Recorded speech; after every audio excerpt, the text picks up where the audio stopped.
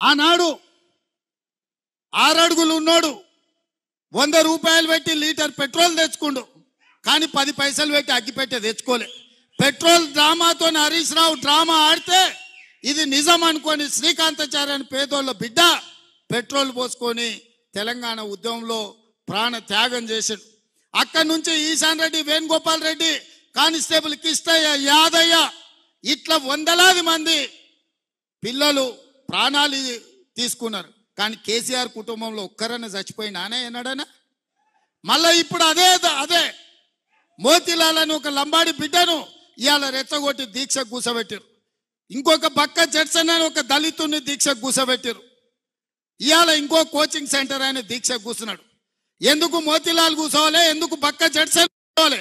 నేను సూటిగా సవాల్ విసురుతున్న హరీష్ రావుకు, కేటీఆర్ కు, సన్నాసులారా మీరు దీక్ష కూర్చోండి, మీరు సావనైన వాయిదా అయిన పడాలి. ధైర్యం ఉందా?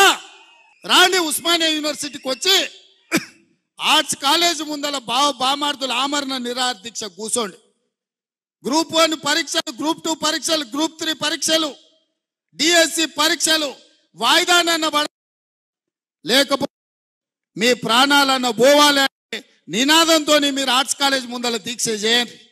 మేము కాపలా ఇస్తాం, మిమ్మల్ని ఎవ్వడు ఆపడు, సూతం ఎన్రోల్ చేస్తారు.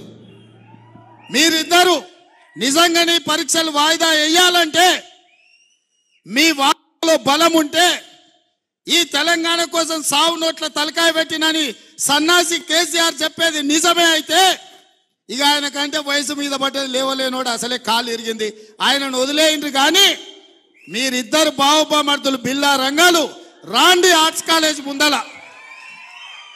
మా ఎన్ఎస్యుఐ యూత్ కాంగ్రెస్ కార్యకర్తలు కంచేసి కాపాడతారు మిమ్మల్ని.